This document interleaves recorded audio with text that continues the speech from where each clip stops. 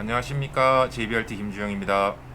오늘 주제는 썸네일에서 이렇게 보시다시피 최근에 아이오닉 5N의 파이크스피크 힐클라임 기록, 그리고 위르브루클링에서 스포트 오토, 거기에 이제 테스트 드라이버인 크리스티안 게바르트, 이분이 니르에서 노르트 슐라이페죠. 거기서 7분 45초대 기록을 마크한 이후에 이 부분에 대한 평가를 어떻게 보는 것이 타당한지, 그 부분에 대한 이야기가 되겠습니다.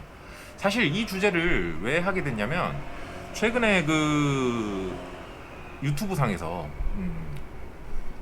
EGMP 논란이 있었습니다. EV3 관련해가지고 저도 사실 잘 모르고 있었는데, 제가 이제 최근에 영상을 조금 업로드 남아있는 부분 좀 하느라 안 들어오다가 한번 들어와 봤는데, 이제 그게 핫하게 뜨고 있어서 몇 개의 영상을 봤었어요. 사실 근데 그 EGMP 논란은 제가 앞선 영상 몇 개에서도 말씀을 드렸다시피, 최근 제가 올렸던 이거는 뭐 제가 이렇다 저렇다 얘기할 거리가 아니라고 판단을 했고, 그래서 그 부분을 그러면 우리는 일반 소비자들은 어떤 시각으로 보는 것이 좋을지에 대한 얘기까지도 살짝 다른 영상에서 이미 해왔기 때문에, 그 부분에 대한 얘기를 하고자 하는 것이 아니라, 그런 영상들을 몇 개 보니까 사실 이제 제 채널 자체가 어떤 모터스포츠 관련, 레이스 관련, 그리고 뭐 타임어택 관련 이런 영상들을 주로 다루다 보니까 EGMP 관련해서 몇 개 채널들을 봤는데,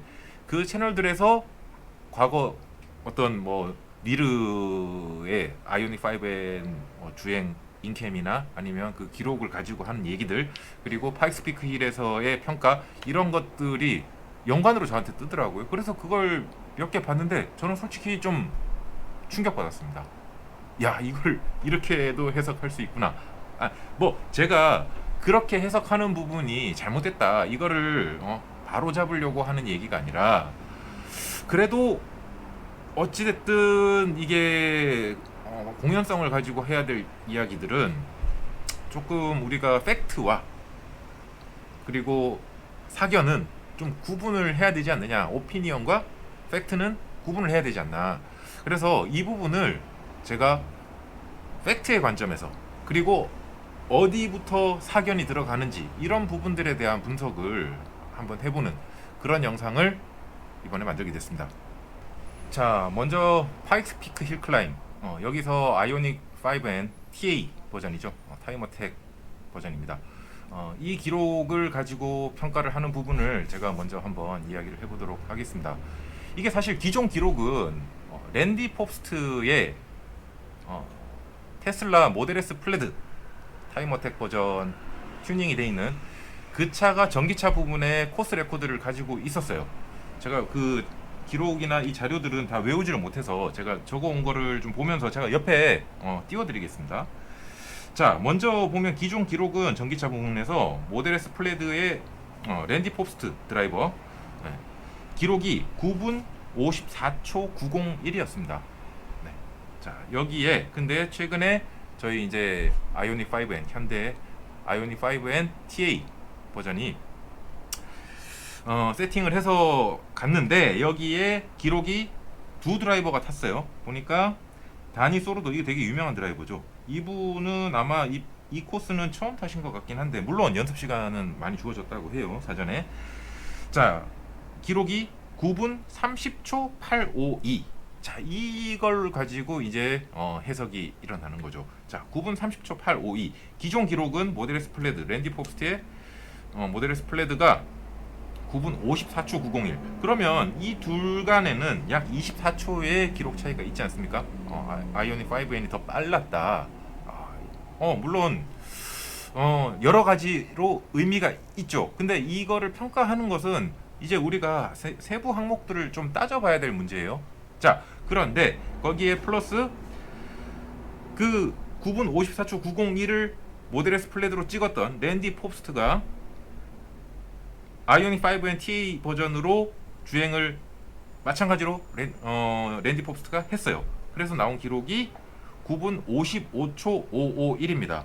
자, 그러면 기존에 본인이 모델 S 플랫으로 찍었던 기록 대비 대충 한 0.6초 정도 뒤처집니다. 모델 S 플랫으로 탔던 것보다. 네. 자, 그러면 뭐 이걸 가지고 또 평가를 해야 되는 부분이 또 갈라지겠죠. 근데 우리가 사실 객관적으로 보기 위해서는 일단 어떤 타임 어택이든 뭐 레이스도 마찬가지로 어떤 기록을 평가를 할 때 제일 중요한 세 가지가 있습니다. 자, 그게 뭐냐면 첫 번째, 드라이버가 누구였냐? 이거는 천지차예요, 진짜. 그리고 두 번째, 타이어를 뭐 썼냐? 그리고 세 번째, 환경이 어떤 환경이었냐? 뭐 외기온, 습도, 뭐 그다음에 노면 상태, 뭐 그런 것들, 환경적인 부분. 자, 요거는 요 세 개는 어떤 레귤레이션, 그러니까 규정이 딱 정해져 있는 레이스도 마찬가지고, 타임 어택도 우리가 사실 어떤 특정 규정 내 스펙을 딱 정해주는 그런 타임 어택 시합들이 대부분이잖아요. 근데 지금 이거 같은 경우에는 어떻게 보면 타임 어택 중에 무제한 클래스에 해당이 됩니다. 출력 제한 없고, 뭐 세팅, 튜닝의 범위가 제한되지 않아요. 그냥 본인이 만들고 싶은 만큼 만들어 와서 그냥 타면 되는 그런 무제한급에 해당되는 그런 클래스라고 보시면 됩니다. 자, 그래서 그러면 우리는 여기에 앞에서 말한 세 가지 드라이버, 타이어, 그리고 환경, 그다음에 플러스 여기에 셋업이 어느 정도 범위까지 돼 있느냐까지 봐야 되기 때문에 복잡합니다. 이거를 단순히 기록 하나만 딱 놓고 누가 더 빨랐다 그래서 이게 더 좋은 차, 안 좋은 차 이렇게 얘기를 할 수가 없다는 거죠.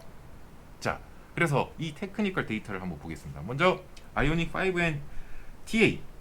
자, 타임 어택 보면은 시스템은 소프트웨어 업그레이드로 출력을 687PS로 올렸습니다. 700마력이 조금 안 되는 출력으로 기존에 우리가 알고 있는 양산되는 아이오닉 5N보다 출력이 좀 올라갔죠. 차징 시스템은 순정하고 큰 차이가 없는 것 같고요. 뭐 그대로 PE 시스템 갖다 썼다고 보면 되고, 그 다음에 셰시입니다. 셰시가 보면 3웨이 어드저스터블 댐퍼, 그러니까 3웨이 쇼바를 낀 겁니다. 3웨이 쇼바 조절식이었고요. 그리고 라이드 하이트 앤 캠버 어드저스터블, 그러니까 캠버하고 차고 조절 되는, 뭐 당연하죠. 그냥 일반, 그러니까 코일오버 갖다 낀 거죠. 뭐 레이스 스펙으로 당연히 꼈을 거라고 생각을 합니다. 그리고 외관은 이에논 바디를 기준으로 만들었다고 해요. 그리고 에어로다이나믹 패키지가 들어가 있습니다. 자, 이에논 바디는 지금 현재 현대 M 페스티벌에서 하고 있죠. 자, 와이드 바디입니다. 자, 와이드 바디에 제가 그래서 이 이에논 같은 경우에 이 개발과 테스트에 직접 관여했던 정경훈 대표님한테 제가 직접 물어봤어요. 자, 이 바디에 지금 이에논은 셰시가 어떻게 세팅이 되어 있냐? 네오테크 서스펜션 쓰고 있고, 그리고 순정 하체에 거기에 휠 옵셋으로 와이드 바디에 맞췄다고 합니다. 자, 거기에 그 다음에 필로볼 다 받고, 그 정도가 지금 이에논 클래스에서 하고 있는데, 이걸 기준으로 해서 지금 보면 셰시에 아까 앞에서 말씀드렸다시피 지금 3웨이 서스펜션이 들어가 있죠. 그래서 셰시를 살짝 만진 부분이 있다. 자, 그럼 이에논보다 좀 더 업그레이드된 구조라고 봐야 되는데, 사실 어디까지 얼마나 각 링크들 그리고 경량화 셰시에서 얼마나 들어갔는지, 얼마나 보강이 됐는지까지는 알 수 없습니다. 뭐 그것까지 얘기를 할 수는 없을 것 같아요. 다만 일단 지금 공식적으로 나와 있는, 지금 옆에 보여드리는 이 자료에 있는 대로 제가 읽어드리는 겁니다. 그리고 휠은 18인치 11J예요. 11J면 보통은 285에서 305 요 정도까지 보통 끼는 휠이죠. 네. 11J가 그 정도 사이즈입니다. 18인치 휠이고요. 레이싱 휠이라고 돼 있고, 지금 요 휠은 그리고 생긴 걸 봤을 때 저희 이에논 컵카에 지금 들어가고 있는 휠하고 거의 아마 동일한 스펙인 것 같아요. 그래서 그거는 지금 그렇게 휠은 장착이 돼 있고, 18인치 요코하마 어드반 005 슬릭 타이어. 자, 그러면 지금 여기에도 어드반 A005 타이어면 슬릭 타이어인데요. 그래서 쭉 찾아보면 실제 지금 우리 이에는 컵카에서 금호의 280 사이즈 스페셜 컴파운드를 쓰고 있죠. 이 똑같은 휠에. 자, 근데 요코하마는 금호 슬릭보다 폭이 좀 작습니다. 자, 그래서 지금 사진으로 봤을 때 제가 합리적인, 이거는 팩트 아니고 추측입니다. 추측. 둘 중에 하나예요. 그대로 280, 680, 18을 꼈을 수도 있고, 아니면 300, 680, 18을 꼈을 수도 있고. 근데 보통 요코하마 어드반 A005 슬릭 타이어 특성상 금호에서 나오는 타이어보다 폭이 작아요. 근데 지금 휠에 요 정도 옵셋으로 딱 떨어진다 하는 거 보면 확률적으로는 300, 680, 18을 썼을 가능성이 높습니다. 그럼 300, 680, 18 중에는 우리가 기록을 내기 위해서는 당연히 소프트 컴파운드가 나오는 사이즈고 소프트 컴파운드를 썼을 가능성이 높습니다. 자, 그리고 뭐 이제 브레이크는 좀 손을 봤죠. 6피스톤 레이싱 캘리퍼, 그리고 패드 바꿨고 리어도 마찬가지 4피스톤. 네, 요렇게 세팅을 한 것이 아이오닉 5N TA입니다. 자, 그러면 이제 우리가 비교 대상이 됐던 그 기존의 레코드를 가지고 있었던 랜디 포스트의 테슬라 모델 S 플레드, 이 스펙을 한번 보면 요거 옆에 띄워드릴게요. 여기 보면 이 차 같은 경우에는 올린즈 TTX4A 코일오버가 장착이 됐다고 해요. 그리고 조절 가능한 컨트롤 암, 네, 알루미늄으로 된, 그리고 스웨이바, 그리고 카본 세라믹 브레이크 키트가 꽂혀졌고요. 슈퍼라이트라고 합니다. 경량. 그리고 카본 파이버 브레이크 쿨링 덕트, 브레이크 냉각 관련된 키트. 그리고 쭉 보면 그 다음에 휠이 나와요. 휠이 나오는데 지금 이 스펙을 찾아보면, 지금 여기서 말하는 이 휠을 찾아보면 얘 같은 경우에는 19인치 11J입니다. 그렇게 해서 요코하마 A005 슬릭 타이어를 꽂았다고 돼 있어요. 네, 그렇게 해서 드라이버는 랜디 포스트. 자, 요렇게 우리가 스펙을 한번 비교해 보면 사실 아까도 말씀드렸지만 이런 류의 타임어택, 그러니까 무제한급 같은 경우에는 BOP의 개념을 적용할 수가 없어요. 그러니까 이게 둘이 밸런스가 맞냐, 경쟁 대상이 되냐 안 되냐, 이거를, 왜냐면 이미 출력부터가 다르잖아요. 아이오닉 5에는 어찌됐건 700마력이 조금 안 되는 차고, 그 다음에 모델 S 플레드 같은 경우에는 출력을 만지지 않았다 손 치더라도 1000마력이 넘어가는 차입니다. 네, 그러면 이 격차는 대략 300마력 이상 격차가 이미 나고 있죠. 우리가 이게 뭐 전기차를 마력으로 평가하는 게 무의미할 수도 있지만 기존 우리가 알고 있던 그 상식에 비춰봤을 때 마력으로 환산하면 그렇게 된다는 얘기입니다.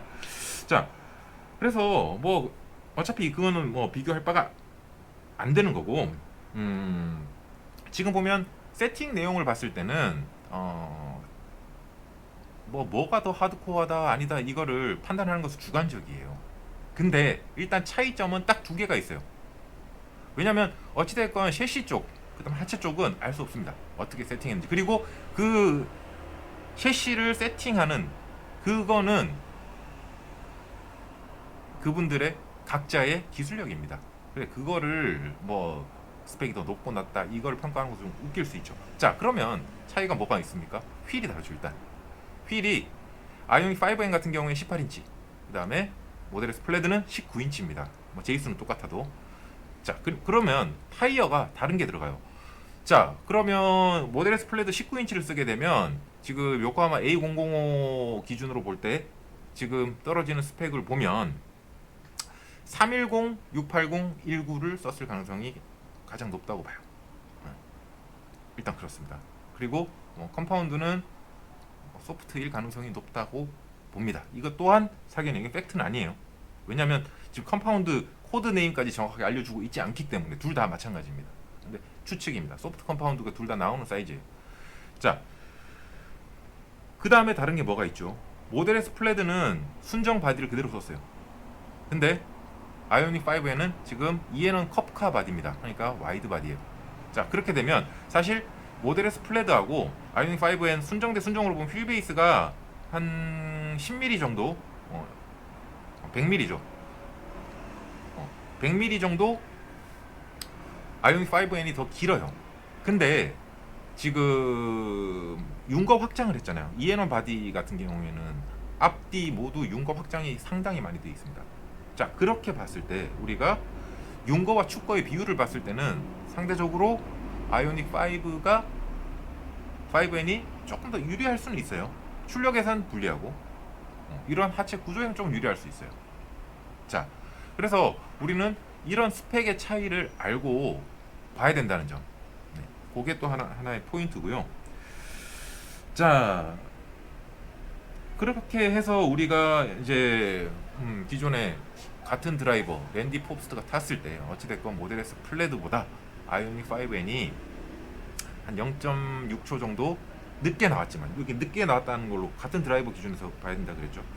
나왔지만 우리가 스펙을 고려했을 때, 출력을 고려해서 보게 되면 아이오닉 5N이 퍼포먼스를 잘 보여줬다라고 얘기를 할 수 있어요. 좋은 평가를 내릴 수 있죠. 근데 그렇다고 해서 이거를 더 확대 해석할 필요도 없다는 겁니다. 정말 좋은 시도였고, 그리고 다니 소르도가 진짜 어떻게 보면 충격적인 기록을 보여줬다. 원래 파이크스 피크 힐클라임에 관심이 있던 사람들한테는 충격이었을 수 있습니다. 사실 우리는 모르고 살았잖아요. 그런 게 있는지도 대부분의 사람들은 아마 몰랐을 겁니다. 저도 잘 몰랐어요. 근데 아무튼 출력 대비로 보면 아이오닉 5N이 굉장히 선전했다라고 보는 게 맞는데, 이게 절대적인 기준이 될 수 있는가? 그러면 지금 비교 대상이 전기차 쪽에서 특히나 보면 모델 S 플레드 요거밖에 없잖아요. 그 통계적으로 데이터가 이거를 더 확대해서 해석하기에는 너무 작다. 표본이 너무 작아요. 그리고 파이크스 피크 힐 클라임에 참가하는 사람들, 물론 대다수 운전에 자신 있는 사람들이 참가하고 하는 거지만, 사실 니르에서 각 제조사들이 정말 탑티어급 드라이버들을 앉혀서 막 테스트를 하잖아요. 자회사든 아니면 어떤 스포트 오토처럼 그런 정말 능력치 높은 그런 드라이버를 태워서 여러 제조사들을 비교해가면서 그렇게 하는 그런 수준 통계하고 봤을 때 사실 파이크스 피크 힐은 좀 통계가 너무 빈약하다. 그래서 요걸 가지고 뭔가를 일반화하는 것은 어렵다. 자, 근데 어찌됐든 의미 있는 데이터는 맞다. 잘했다. 그리고 앞으로 더 가능성이 열려 있지 않겠나. 이런 생각까지도 다 오케이라고 생각합니다. 그렇지만 야, 테슬라 그리고 니네 거기에 오는 차가 얼마나 많은데, 야, 현대가 다 니네 처발랐어, 이렇게 얘기하는 것은 아무 도움 안 된다는 겁니다. 그게 제가 보는 관점이에요. 이 사실은 이 팩트에 기반해서 절대적으로 남하고 비교할 거 없어요.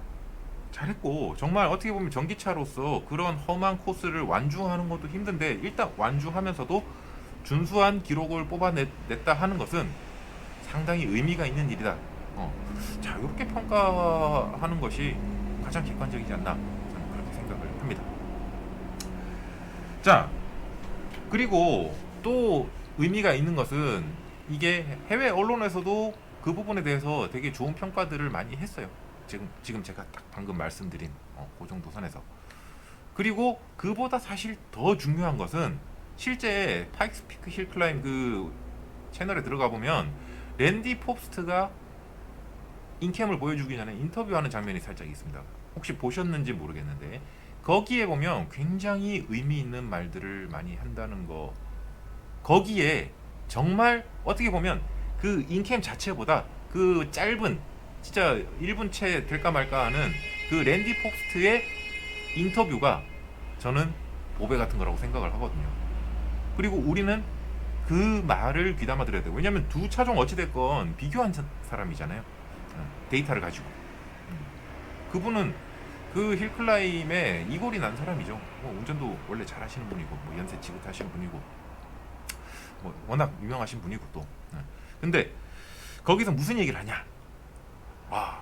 자기는 충격을 받았다. 내가 알던 그 포니 막 엑셀 이런 만들던 그런 현대가 더 이상 아니다. 그리고 무슨 얘기를 합니까? 제일 중요한 포인트 하나, 냉각 시스템에 대해서 좀, 배터리 냉각 시스템에 대해서 자기 좀 놀랐다. 좋다는 거죠. 자, 여기서 우리 힌트를 얻을 수 있어요. 그러니까 현재 테슬라 모델 S 플레드를 타왔던 드라이버가 요런 평을 했다. 우리는 요런 점이 좋구나. 배터리 냉각 시스템은 드라이버가 체감할 정도로 좋구나. 그러면 당연히 이 출력이 좀 꾸준히 유지될 수 있는 이런 시스템을 가지고 있구나. 레이스에서도 우리 아이오닉 5N TA 버전이. 그렇다면 우리가 아까 앞에서 봤지만 스펙상 이거는 순정 아이오닉 5N에서 배터리 시스템을 건드리진 않았으니까 우리는 그 부분에 대해서 자부심을 느낄 수 있습니다. 자, 거기서 또 무슨 얘기를 하나? 요코하마 타이어가 마치 아빠 테디베어의 오트밀처럼 아주 소프트하지도 않고 그렇다고 아주 하드하지도 않은 굉장히 적절한 그립을 자기한테 보여줬다. 타이어 좋다는 얘기했죠. 자, 그러면 우리가 앞에서 얘기했죠. 이게 사람들이 같은 요코하마 A005 타이어를 쓰면 그립이 다 똑같은 줄 아는데 절대 아닙니다. 이게 생산 기간에 따라 그리고 사이즈에 따라 그리고 선택한 컴파운드에 따라 다 다릅니다. 그래서 같은 우리가 어떤 특정 타이어를 누가 기록 잘 나오는 걸 보고 꼈어. 그거를 내 차 사이즈에 맞는 거 골라가지고 꼈다고 해서 그런 퍼포먼스가 100% 나온다고 기대할 수 없는 거예요. 자, 그런 부분에서 일단 타이어 그립이 그러면 좋았구나. 뭐 테슬라 때 안 좋았다 이런 얘기를 하는 게 아니에요. 일단 그 부분을 얘기하고 있다. 그럼 요거는 참고할 필요가 있는 부분입니다. 또 무슨 얘기를 했을까요? 근데 범프 구간 몇몇 범피 구간에서 불안한 모습이 있었다는 뉘앙스를 살짝 얘기를 해요. 자, 그럼 요 세팅에 조금 문제가 있긴 하다. 자, 그러면 아무래도 뭐 이게 현대에서 공식적으로 뭐 처음 가는 곳이니까 그 코스의 특성이나 이런 거 100% 반영 못했겠죠. 그래서 100% 포텐셜이 다 발휘됐다 이렇게 볼 수는 없을 거예요. 이 하체와 서스펜션 세팅에서 앞으로 더 좋은 셋업 값을 찾아낼 수도 있다. 그런 얘기를 하고 있죠. 그래서 이거를 총평을 하면서 랜디폭스가 뭐라 그러냐면 앞으로 현대의 더 빠르고 눈부신 발전이 기대된다 이런 얘기들을 합니다. 네. 요 액면 그대로 받아들이면 우리는 어떤 부분에 더 신경을 써야 되고 우리가 어떤 부분을 잘하고 있는지에 대한 평가를 이분의 코멘트로 인해서 꽤 많은 힌트를 얻을 수 있다는 거예요. 요거까지 받아들이는 것이 저는 타당한 평가 아니겠는가? 저는 그렇게 생각을 합니다. 근데 이제 여기에 사견이 이제 들어가 버리면 이게 엉망진창이 돼 버리는 거예요. 이걸 팩트를 가지고 우리가 알 수 있는 부분과 알 수 없는 부분을 좀 분리해서 놓고 그래서 이것을 무조건 야 현대 1등 테슬라 2등 테슬라 너 졌어 이렇게 싸우자의 분위기로 가져가는 것도 우리가 그렇게 해서 1등 먹으면 뭐 우리가 뭐 부자 됩니까? 그리고 뭐 우리 차가 무조건 뭐 우주 최강이 됩니까? 그런 거 아니에요. 이 평가라는 것은 굉장히 다각도로 시간이 지나고 많은 데이터들이 축적이 되고 나서 역사적으로 그 이후에 평가를 받는 것이지 지금 당장 막 우리가 나는 너를 이겨 먹었어 나는 1등 너는 2등 너는 꼴찌 너는 망할 거야 그래서 이거 싸우자로 가는 것은 정말 우리한테 아무 도움이 안 돼요. 그러면서 나오는 코멘트가 그거였어요. 야 우리가 출력이 훨씬 떨어짐에도 불구하고 우리의 P 시스템 그 안에서 회생제동 0.6G까지 걸리는 이런 게 있으니까 세라믹 브레이크를 떡칠을 하고 그렇게 해서 하는 테슬라 포르쉐보다 우리의 이 어마어마한 회생제동 기술 이 배터리 효율 이런 것 때문에 우리는 주철 브레이크를 달고도 얘네를 능가할 수 있는 이런 게 나오지 않냐 이게 현대의 기술 아니냐. 일단 그 부분 한번 보겠습니다. 회생제동 0.6G까지 나온다. 타 제조사 대비 회생제동을 훨씬 더 효율적으로 쓴다. 그 자체로 좋다. 뭐 좋은 거죠. 네. 배터리 효율이나 뭐 이런 부분에서 당연히 그리고 근데 그것이 모터스포츠나 타임어택에 무조건 유리한 부분으로 볼 것인가 요거는 조금 관점이 다른 문제죠. 아무튼 그것 때문에 주철 브레이크를 달고도 그럼 주철 브레이크는 마치 세라믹보다 한참 레이스에서 떨어지는 그런 브레이크로 인식이 되잖아요. 자, 이 부분도 팩트 체크가 되게 중요해요. 그렇지 않아요. 왜냐면 제가 지금 16부작에서 쭉 올라오는 차종들의 절반 이상은 원래 순정이 세라믹 브레이크를 달고 있던 차들입니다. 각 제조사별로 뭐 벤츠, 포르쉐 뭐 할 거 없이. 근데 여러분들 제 최근 이 트랙 리뷰 16부작을 보신 분들은 다 아시겠지만 저 어떻게 했습니까? 세라믹 브레이크 다 뜯어버렸어요. 전부 다 뜯어서 레이스 세팅을 할 때는 다 주철 브레이크로 다 바꿨어요. 스틸 브레이크로. 그렇게 해서 어떻게 합니까? 심지어 포르쉐 같은 경우에는 옵션가 세라믹 브레이크 옵션 안 들어간 차들이 붙어 나오는 그 캘리퍼를 가지고 거기에 우리가 브레이크 시스템을 짰죠. 거기에 로터의 강성 그리고 브레이크 패드를 우리가 원하는 걸 선택을 해서 넣어가지고 뭘 했습니까? 기존 세라믹 브레이크보다 훨씬 더 성능 좋은 그 브레이크를 달고 우리는 타임 어택을 해서 기록을 뽑아냈어요. 자, 마찬가지입니다. 아까 테크니컬 데이터에서 현대에서 레이싱 시스템으로 집어넣었다고 돼 있잖아요. 자, 그렇게 들어간 주철 브레이크가 테슬라의 세라믹 브레이크 대비 성능이 떨어질까요? 더 좋을까요? 떨어진다고 볼 수 없습니다. 네. 어쩌면 더 좋을 수도 있어요. 더 좋다고 생각하는 것도 사실과 다른 얘기고, 그거보다 뭐 반대로 생각하는 것도 이거는 사견이에요. 그리고 너무 많은 논리적 비약이 여기에 숨어 있어요. 요렇게 보면 안 된다는 거예요. 이거는 그냥 어차피 BOP 없는 무제한급의 싸움이니까 거기에 뭐 PE 시스템의 회생제동이 또 이런 얘기는 사족이 다 필요 없다. 어차피. 그리고 더 객관적으로 얘기하면 먼저 기록을 찍었던 게 누굽니까? 테슬라였죠. 랜디 포스트에. 테슬라 모델 S 플레드였어요. 근데 그 기록과 데이터를 보고 현대에서 얘 잡으려고 만든 차잖아요. 어떻게 보면. 그쵸? 우리가 굳이 경쟁 구도로 본다면. 그렇다면 이 테크니컬 데이터 나와 있는 거 다 분석해가지고 그거보다 조금 고사양으로 만들면 출력 유무와 상관없이 잡는 게 오히려 뒤에 그 도전자에 훨씬 유리한 게임이 타임어택입니다. 먼저 찍는 게 가장 힘들어요. 그러니까 요 부분도 고려를 해야 된다. 그래서 이거를 너무 확대 해석해서 너무 국뽕을 맞을 필요도 없고 그렇다고 너무 깎아내릴 필요도 없다. 잘 했고 좋은 경험을 했다. 우리는 의미 있는 데이터를 얻었고 우리는 랜디 포스트로부터 코멘트를 얻어서 앞으로 이런 차를 세팅을 할 때 어떤 부분을 더 신경 쓰면 더 빨라지겠구나. 요거까지 생각하는 것이 타당하다 라고 보는 게 제일 맞지 않을까요? 자, 그리고 이 파익스피크 힐클라임에서 이렇게 TA 버전만 테스트를 한 게 아니었어요. 순정 베이스의 타이어와 브레이크 패드만 바꾼 걸로 추정되는 순정 세팅에 준하는 차량도 어택을 해서 기록을 뽑았는데 이거는 거의 테슬라 모델 S 플레드의 순정 대비 거의 1분 가까이 빠른 기록을 찍었다고 합니다. 요거는 그렇게 스포트라이트를 많이 받지 못했어요. 워낙 TA 버전의 타임어택 버전의 어떤 그런 내용들이 더 자극적이니까. 자, 근데 이 순정 대 순정으로 비교를 해서 이거를 니르브루클링으로 확대해서 해석할 수 있는가, 이 타당성에 대해서 먼저 생각을 해봐야 돼요. 자, 마찬가지입니다.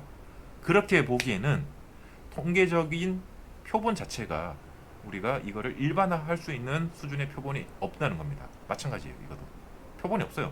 지금 파익스피크 힐클라임 거기에 전기차 그리고 순정으로 해가지고 일단 완주가 안 된 차들도 있고 그리고 모든 제조사가 지금 다 뛰어들어가지고 너나 할 거 없이 지금 거기에 핫한 경쟁이 붙어있는 상태도 아니에요. 그래서 데이터가 적어요 지금. 그래서 그걸 단순히 모델 S 플레드보다 더 빠르다 느리다 이걸 가지고 이걸 그대로 니르에 와서 확대 해석하는 것은 저는 굉장히 큰 무리가 있는 정말 해서는 안 되는 확대 해석이라고 봐요. 자, 그래서 요런 시도들이 있었기 때문에 제가 먼저 이런 전제를 깔았겠죠. 자, 그래서 제가 니르브루클링 노르트 슐라이페의 양산차 기록들을 제일 좋은 기록부터 시작해가지고 아이오닉 5N 이후, 그러니까 아이오닉 5N이 7분 45초 대니까 그 이후에 한 46초, 47초 있는 기록들이 포진하고 있는 그 자리까지 이거를 순서대로 다 표로 정리를 해놨습니다. 그거를 먼저 보여드릴게요. 자, 1페이지 첫 번째 차부터 제가 쭉 이제 옆에 보여드리는 표를 기반으로 해서 설명을 드릴게요. 일단 이 표를 볼 때 되게 중요하게 생각해야 되는 우선 두 가지. 앞에서도 잠깐 얘기했지만 드라이버가 누구냐, 그리고 타이어를 뭐 썼냐, 이게 되게 중요합니다. 자, 여기서 우리가 이제 뭐 다 볼 수는 없고요. 이걸 어차피 뭐 너무 방대해요, 양이. 그래서 우리는 뭘 주로 봐야 되냐, 전기차. 그 중에도 요번에 이슈가 됐던 타이칸 터보 GT 바이작 패키지, 그리고 테슬라 모델 S 플레이드, 그리고 아이오닉 5N. 자, 얘네들이 있는 이 세 차종이 있는 주변에 어떤 차종들이 있고 레퍼런스로 뭘 볼 수 있는가, 요런 것들을 크게 한번 먼저 볼게요. 자, 1페이지. 자, 그러면 우리가 드라이버하고 타이어가 중요하다고 했죠. 드라이버는 누구를 봐야 되느냐, 누구를 봐야 되느냐면, 일단 이슈가 될 수 있는 드라이버가 라스켈은 1페이지부터 나옵니다. 지금 보면 1페이지에 두 번째하고 마지막에 라스켈은 이름 올라가 있죠. 라스켈은, 그리고 뒤에서 두 번째, 뒤에서 세 번째 요르크 베르그마이스터 봐야 되고요. 자, 그 다음에 2페이지 넘어가면 여기에 2페이지 맨 아래 케빈 에스트레라고 나옵니다. 케빈 에스트레 봐야 되고요. 그리고 중단부에 보면 크리스티안 게바르트 나오죠. 네. 요렇게 요 4명을 봐야 돼요. 요 4명. 자, 그 중에 크리스티안 게바르트가 이번에 아이오닉 5N 7분 45초 기록을 마크한 스포트 오토의 테스트 드라이버이죠. 대표 테스트 드라이버. 자, 그래서 요 4명을 봐야 되고, 그리고 우리가 중요하게 봐야 될 차종들의 타이어가 뭐였냐, 요거도 봐야 됩니다. 자, 그렇게 해서 3페이지 넘어가면 여기 뭐 대부분 보면 차들이 어떻습니까? 1, 2, 3페이지 나온 차들이 거의 AMG 최상위, 그리고 포르쉐 GT2 RS, GT3 RS, GT3 이런 차종들, 그리고 페라리의 차들이 간혹 보이기 시작하죠. 뭐 여기에 보면 3페이지에도 296 GTB 보이고요. 그리고 이제 여기서부터 람보르기니 나오기 시작합니다. SVJ. 그리고 488 피스타도 보이고요. 3페이지에. 자, 4페이지 가면 드디어 마지막에 포르쉐 타이칸 터보 GT 보이죠. 자, 이게 드라이버 라스케른입니다. 라스케른이고, 자, 이 주변에 전부 다 아까 얘기했던 AMG 상위, 포르쉐 상위, 그리고 간혹 페라리, 요렇게 지금 나오고 있었는데 여기에 갑자기 전기차가 등장하기 시작해요. 드라이버는 라스케른이고 바이작 패키지가 들어가 있다 그렇습니다. 타이어가 안 보이는데 요거 제가 그래서 이 어택 할 때 갤러리로 갔던 사람들이 막 찍어 올린 영상들하고 사진 자료들을 다 찾았어요. 다 찾아서 여기 보면 옆에 지금 띄워져 있죠. 여기 보면 피렐리 보이죠. 네, 피렐리 타이어고, 여기 제가 또 보면 R자 글자 딱 보일 거예요. R. 자, 피렐리에서 나오는 R 적힌 타이어는 트로페오 R밖에 없습니다. 네, 그래서 트로페오 R로 추정되고, 그래서 제가 인캠을 열어봤어요. 열어봤더니 일단 코너에서 나는 스키드음의 패턴이, 저도 왜냐면 트로페오 R을 써봤기 때문에 제 영상하고 비교했을 때 거의 유사해요. 거의 유사해요. 그리고 그렇기 때문에 일단 지금 스키드음 나는 패턴으로 봤을 때 슬릭 타이어를 썼을 가능성은 거의 없습니다. 레디얼 타이어 중에 아마 최상위에 있는 그립 타이어를 썼을 것 같은데, 하이 그립 타이어를 썼을 것 같은데, 트로페오 R이라는 근거들이 지금 보이기 시작했고, 그리고 실제 제가 청음을 했을 때 제가 가진 자료들하고 해봤을 때 크게 다르다라고 주장할 수 있는 근거가 없었다. 자, 그래서 거의 팩트로 보입니다. 이 부분은 여기 표기는 안 되어 있지만 그렇게 해서 제가 찾은 거고요. 자, 넘어갈게요. 4페이지 맨 하단에 지금 타이칸 터보 GT가 있습니다. 자, 5페이지 가면 또 우리가 아까 중요하게 봐야 되는 드라이버들이 이름이 쫙 나오죠. 뭐 크리스티안 게바르트, 라스켈은 쭉 나오면서, 자, 여기에는 이제 뭐 보면 그 주변에 뭐가 있습니까? 타이칸 주변에 지금 그 뒤로 맥라렌 720S도 있고 600LT도 있고 우라칸 퍼포먼트도 있고 AMG GTR도 있습니다. 뭐 일단 타이칸이 이런 차들보다 좋은 기록을 찍은 건 엄청나죠. 일단 사실이든 아니든. 자, 그러고 나서 이제 M4 CSL이 보이기 시작해요. 근데 이거는 M4 CSL이 미쉐린 컵2R을 꼈습니다. 네. 뭐 현존하는 레디얼 타이어 중에 제일 좋은 타이어죠. 네. 그리고 6페이지 넘어가면 여기에 뭐 콜벳 C7 G06도 보이고 M4 CSL 보이고 네.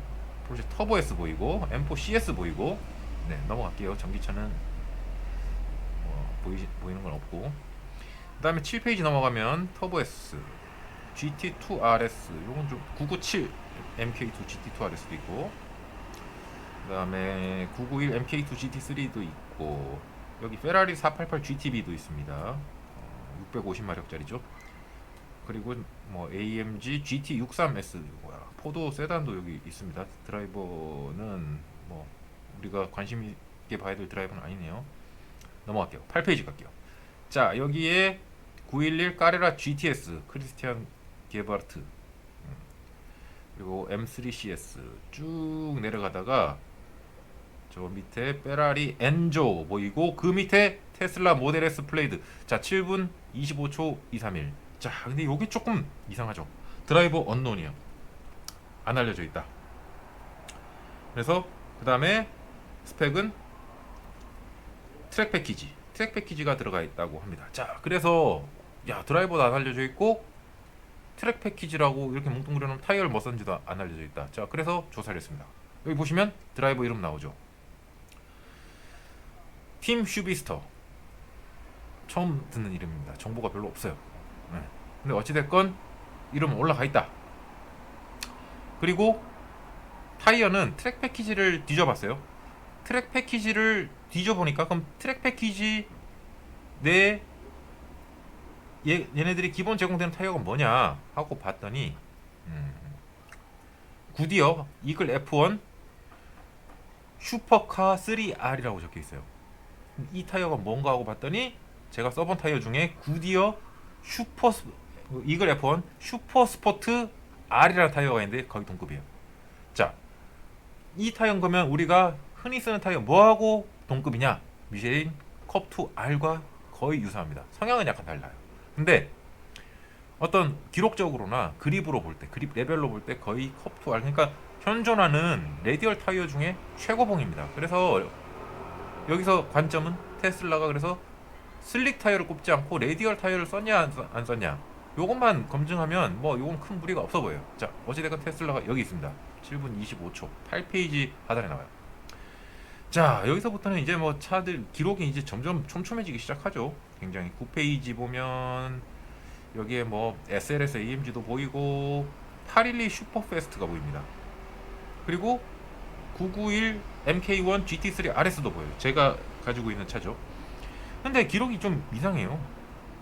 812 슈퍼패스트도 그렇고 GT3 RS도 7분 27초, 7분 28초. 이건 M4보다 느리다는 얘기잖아. 자, 근데 여기서 또 한 가지 중요하게 보셔야 될 포인트가 딱 생깁니다. 그게 뭐냐?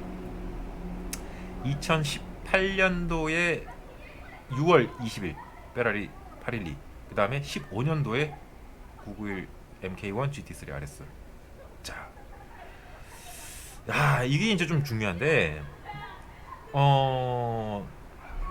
2018년 이전에 큰 사고가 있었죠. 닛산 GTR 니스모 카우를 한 GT3 컵카가 날라서 공중에서 비행을 해버렸죠. 비행을 해가지고 펜스를 넘어가서 갤러리까지 때려가지고 사망사고가 터집니다. 그 사건이 터지면서 그간에 있었던 굉장히 위험한 몇몇 코너들을 미르에서 몇 개월에 걸쳐서 아스팔트를 기존과 밀어버리고 노면 수정을 하게 돼요. 그러니까 업다운의 어떤 그런 경사도도 좀 바꾸고 코너의 각도도 조금 틀 수 있는데 틀어서 그렇게 해서 안전도를 확보합니다.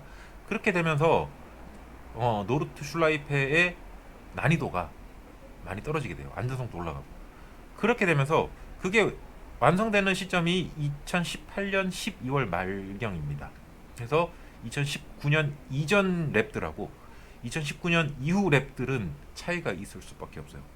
자, 근데 이번에 그 EGMP 관련해가지고 그 막 논란 영상들 올라오면서 저한테 떴던 영상들 중에 전 굉장히 놀랐는데, 이런 분들이 지금 막 EGMP 논란으로 막 지금 토론 중이라고 해야 되나? 이건 뭐 어그로라고 해야 되나? 뭐 참 애매한데요.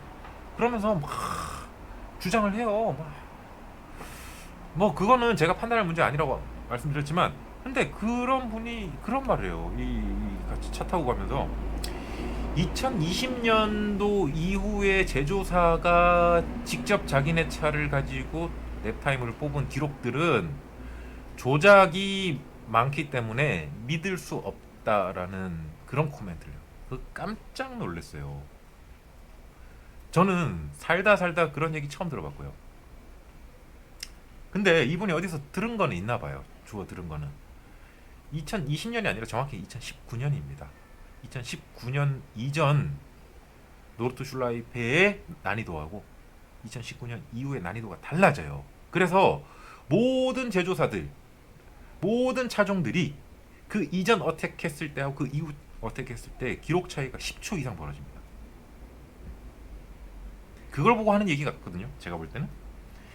아니 뭐 갑자기 2020년 되면 제조사들이 미쳐가지고 뭐 사기를 막 치기 시작합니까? 너도 나도 할 거 없이 기록 경쟁에 붙어서. 그런 세상은 존재하지 않아요. 아직도 그렇지 않습니다. 절대. 그리고 그거 하는 것은 진짜 제조사 입장에서 손모가지 걸고 하는, 그러니까 회사를 걸고 하는 그런 도박이 되는 건데, 하겠습니까 여러분 같으면? 그거는 너무 근거 없는 얘기고. 그래서 그 어떤 의도로 그런 잘못된 정보를 어떻게 보면 공익과 공연성을 띠는 이런 유튜브 미디어에 서슴없이 말을 뱉을 수 있는가 모르겠어요. 도대체 무슨 의도를 가지고 그렇게 해가지고 본인이 의도하는 어떤 그런 뭔가를 얻을 수 있는 뭔가가 있을까? 사실 저는 상상이 잘 안 됩니다만, 아무튼 그런 놀라운 정말 책임질 수 없는 그런 발언을 하는 걸 봤어요. 사실 그게 충격이었거든요. 그래서 그 앞뒤 영상들을 보다가 와, 이분들 정말 위험한 생각을 하고 있구나. 사실 뭐 이게 랩타임이 진짜냐 아니냐, 팩트냐 아니면 뭐 이게 불화냐, 뭐 이게 우리가 살아가는 거하고는 별로 상관이 없지만, 사실 저희 JBRT 같은 경우에는 우리가 해오는 업무 중에 결국 그런 부분들을, 그런 통계 자료들을 가지고 우리가 차량들의 셋업을 해오는 게 우리의 생업이거든요. 그리고 그렇게 해서 우리 나름대로의 인제 스피디움 기준의 차종들의 랩타임 순서를 다 정리한 게 사실 이번 트랙 주행 리뷰 16부작에 나왔던 차들이 랩타임 순으로 정리된 거 아니겠습니까? 근데 그거를 통째로 부정해버리는 듯한, 그리고 부정해버릴 수 있는 그런 가짜 논리를 갖다 댄다는 거예요. 이거는 어떻게 보면 시청자들의 알 권리를 침해하고 굉장히 왜곡시킬 수 있는 잘못된 정보를 주는 거죠. 이거는 조금 조심해야 될 문제라고 저는 생각을 합니다. 아무튼 중간에 사족이 좀 길어졌는데, 어찌됐건 9페이지에는 지금 연도를 잘 봐야 된다. 이제 그 부분까지도 여러분들한테 말씀드렸고, 그 다음 10페이지 넘어갈게요. 여기 보면 뭐 M4 컴피티션 4륜 보이고, M5 CS 보이고요. 그리고 뭐 라스케른의 파나메라 터보가 있습니다. 10페이지에. 자, 11페이지 넘어가면 까레라 S 다 포르쉐 RA V10 플러스 보이고요. 그리고 카이멘 GT4 보입니다. 자, 이게 뭐 어떻습니까? 이거 지금 보면 4페이지에 지금 11페이지까지 왔는데 기록이 지금 7분 30초. 4페이지에 타이칸 터보 GT 바이작 패키지가 있었고, 8페이지에 모델 S 플레이드가 있었습니다. 트랙 패키지. 자, 이제 12페이지 넘어갈게요. M8 보이고요. 타이칸 터보 S 라스케른의 터보 S가 있습니다. 여기. 그리고 까레라 S 있고요. M2가 등장하기 시작했어요. 13페이지 넘어가면 카이엔 터보 GT 있습니다. 라스케른 카이엔 터보 SUV입니다, 여러분들. 네, 카이엔 터보 있고, M3 컴페티션 투어링도 있습니다. 여기. 자, 이 변태 같은 차들이 이제 막 등장하기 시작하죠. 13페이지부터.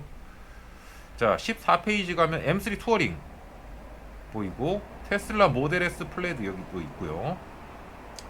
그리고 M5 컴페티션, 혼다 NXX, AMG GTS 있고요. 15페이지 가면 M4 GTS F바디 M4 GTS 있고요. 그 다음에 아우디 RS3 나옵니다. 그 다음에 뭐 쭉쭉 넘어가고 16페이지 M5 F90 있고 RS4 아반트 컴페티션 플러스. 오, RS4 아반트. 네, 이것도 변태죠. 자, 그 다음에 람보르기니 무르시엘라고. 근데 2007년도 이건 뭐 의미 없고요. 그 다음에 17페이지 가면 르노 메간. 그 다음에 M4 CS F바디. 18페이지 가면 라스케르네 포르쉐 타이칸 터보가 있고요. 그 다음에 카이맨 GT4 또 보이고, M2CS 보이고, 에스턴 마틴 벤티지 보입니다. 그 다음에 뭐 부가티도 있고, 93년도 부가티네. 18페이지입니다. 19페이지 가면 이제 여기서부터 봐야 됩니다. 자, 중간에 뭐 나옵니까? W205 AMG C63S 쿠페 크리스티안 게브하르트 2019년 코스 수정된 이유고, 타이어는 미쉐린 PSS입니다. PSS면 PS4S의 전신이죠. 구형 타이어입니다. 그러니까 컵2 한 단계 아래 PS4S급의 타이어로 7분 44초. 자, 그리고 쭉 내려가면 263도 보이고, 또 중요한 차 하나 있죠. AMG CLA45 포매틱 크리스티안 게바르트 같은 드라이버의 22년도니까 코스 수정된 이후, 타이어는 피렐리 트로페 왈. 자, 이거 이번 16부작 1편에 나와서 저한테 영혼 없다고 쭉 까였던 차 두 대 여기 있죠. C63하고 CLA45. 그러면 대충 요 정도 오면 위치가 포지션이 어디쯤 되겠구나. 이제 1분 50초 부근이죠. 여기가 이제 굳이 대입을 해보자면. 네. 그러고 나서 나오는 차가 20페이지 제일 상단에 크리스티안 게바르트의 현대 아이오닉 5N입니다. 24년 1월. 그리고 타이어는 피렐리 피제로 코르사입니다. 피제로 코르사는 미쉐린으로 치면 컵2급 타이어입니다. 하이그립 타이어고요. 자, 그 뒤에 뭐가 나옵니까? 78 카이멘 S. 근데 2016년이야. 별로 안 맞고. 21페이지 넘어가 볼게요. 21페이지 넘어가면 뭐가 있죠? 22년 9월에 찍은 폭스바겐 골프 8세대 R 있고요. 7분 47초. 그리고 중간 7분 48초 가면 AMG A45S 포매틱 플러스 있습니다. 드라이버는 크리스티안 게바르트. 네. 자, 그리고 뭐 7분 49초 폭스바겐 골프 GTI 2016년. 이거 뭐 좀 만진 차 같네요. 뭐 별로 중요하지 않고. 자, 이런 식으로 쭉 나열이 됩니다. 자, 일단 여러분들 이렇게 보면 지금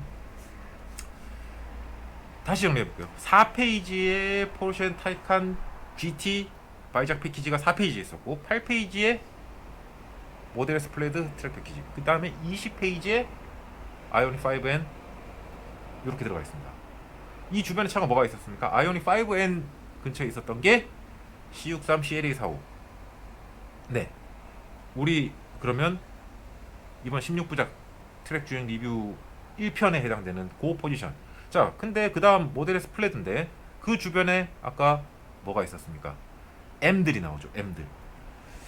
M들이 나오는 거면 우리 이번 16부작 기준으로 보면 10편부터입니다. 그러니까 어떻게 보면 1편부터 10편 그 사이에 있는 약 9대의 차를 다 띄워놓고 이제 모델 S 플레드가 그 레벨에 가 있는 거예요. 지금 M 차종들 인재로 환산했을 때 얘기입니다. 이 정확하게 대응되는 거 아니에요. 대략 보는 겁니다. 그 다음에 타이칸 터보 GT 그 주변에 뭐가 있었습니까? AMG GTR 프로, AMG GTR, 그 다음에 GT3 RS, GT2 RS 요런 애들이 그 주변에 있었어요. 그러면 우리 이번 16부작 마지막 편에 거의 해당되는 AMG GTR과 991 GT3 RS, 네, 그 부분에 지금 존재하게 되는 게 타이칸입니다. 일단 여기까지가 팩트예요. 그리고 이제 생각을 해봐야 돼. 자, 그러면 이렇게 보면 지금 리르 자료는 너무 방대하잖아요. 진짜 믿을 만한 드라이버들 중심으로 팩트만 딱 나열을 해놨는데도 이렇게 많은 차종들이 여기 나열이 되는데, 단순화해서 그럼 봅시다. C63 AMG, CLA45 AMG에 몇 가지 가정을 붙이면 GT3 RS에 준하는 기록을 뽑을 수 있다. AMG GTR을 잡을 수 있을 만한 퍼포먼스를 사실상 보여준 거와 다름이 없으니 우리는 자랑스럽게 생각해야 되고, 야 이렇게 되면 포르쉐는 쪽팔려서 어떡해? 라고 생각을 하는 게, 그리고 모델 S 플레드는 야로가 있어? 맞다이 뜨면 아이온 5N한테 안 되는 차야 라고 얘기하기에 너무 많은 점프를 해와야 돼요.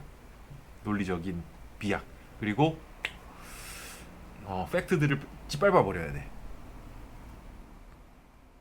다른 말로 하면 일단 현상적으로